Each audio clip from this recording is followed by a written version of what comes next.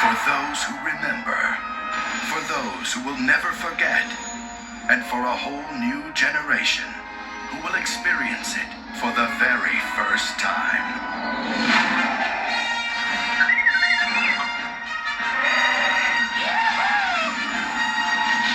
The Star Wars Trilogy.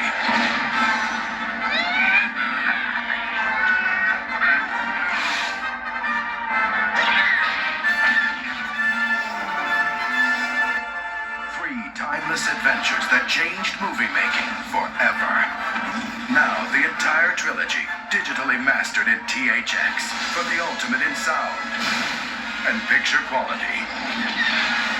This will be your last chance to own the original version of Star Wars, the George Lucas masterpiece that launched the Star Wars Trilogy.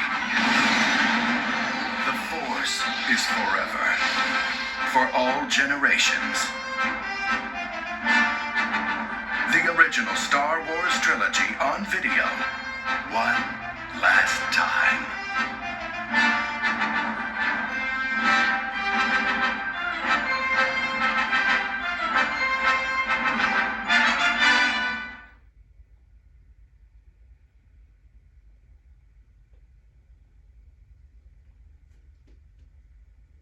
Hello, I'm Leonard Maltin. You know, in the old days of those Saturday matinee cliffhanger serials, the audience had to wait an entire week to find out what happened to its hero.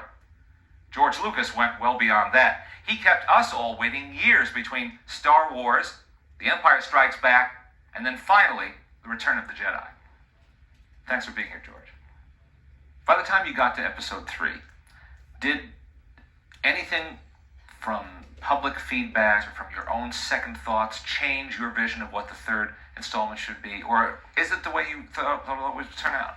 No, it's pretty much the way it was always thought to come out. I mean, I had to make certain changes to things because in the original screenplay, the Ewoks were Wookiees, and Chewbacca really wasn't the co-pilot. So, and so when I did the first film, I loved the Wookiee so much. I said, well, I got to get a Wookiee in here, even though, because those may never get done. So I took the Wookiee out of the battles and made him the co-pilot. Because originally they were sort of a primitive race of people who couldn't fly or couldn't do anything, and because that was the whole point. And so I had to figure out how I was going to do Wookiees, and I basically cut them in half and called them Ewoks. But it was a lot of that stuff is all there, but in the original it was a ground battle and an air battle all together. How did you ever think of Jabba the Hutt? Well, Jabba, it's one of those things. I needed a gangster. I mean, he was in the first film, and in the special edition, we're putting back a lot of material with Jabba the Hutt in the first film, in the very first one that we did, and he was in that. He's this big gangster, and it wasn't until a little later that we actually, because we couldn't do that sequence because we didn't have the time.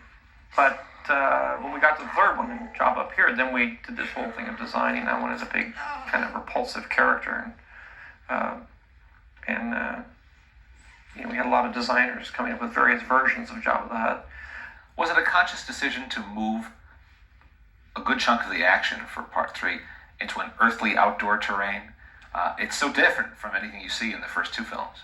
Well, it was. I'm very conscious of the environments, and I try to have at least 3 environments in a movie, and I try to have them as different as possible. And then from movie to movie, I try to have the environments as different as possible. In the first movie, we were on a sand thing. It was all kind of a brown color. And so then on the second one, I put in the snow, and it was all kind of white. And then I did the green, swampy kind of thing. And the third one, what can you do in terms of environments? You have to shoot it somewhere on this earth. Unfortunately, we can't go somewhere else. So, a forest was really about the only thing I had left. And originally, even with the Wookiees, the Wookiees lived in a forest environment. They lived in the same kind of tree houses, and they did that. They were sort of earth people. There's a whole motif of, like, Luke's planet. Everybody is brown. There's lots of browns and earth tones. Everything is earth tones and light tan, light brown, flesh color. It's all very warm tones. And then when you go to the Death Star, it's all black and white. Everything is black and white all the time. I mean, it's all very harsh. and contrasty and black and white. And I use that a lot. And so in the large arc, it was the same way. It was, where the Wookiees lived, it was all sort of green and brown. I added that in. It sort of was a motif that went from sort of a tan brown to a green brown. And so that sort of still exists in the actual film. There's a whole color and environment motif that goes through, and the good guys are all the earth colors, and the bad guys are all colorless. Your many, many fans, and there are many avid fans, as you know, of the Star Wars trilogy, are wondering about the next 3 films, and why has it taken so long? Why does it take so long? And how long will it take? Well, I'm working on the next 3 films, and I am in the process of writing the 3 screenplays now. And it takes a while to write the screenplays. To write the first Star Wars took me about 2 years, so I'm writing 3 scripts at once. It won't take that long, but it takes a long time to prep them, and hopefully we'll have one finished for 98. If not, it'll be 99. But we're doing all 3 at once. I'm writing all 3 at once.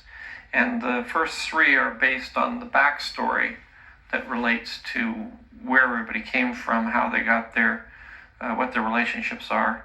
Has this backstory been in your head all along from the inception? Yeah. I mean, I had to do the backstory in order to write the first 3.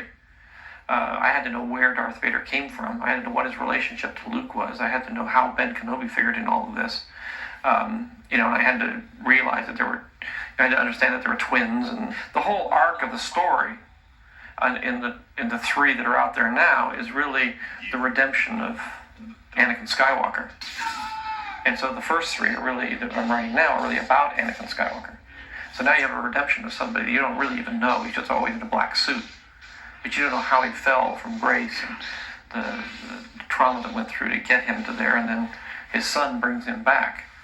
But it's, and the real story hasn't even been told yet. What would it take to persuade you to go back onto a soundstage and direct a film yourself? Well, I'd like to direct again. I mean, I'm very interested and still in directing. And there is a possibility I may direct one of the next Star Wars. If I do direct again, it'll be the first one, so that I can set the stage and how everything works for the other directors to follow. But as we approach the millennium, we can look forward to the prequel trilogy. Definitely.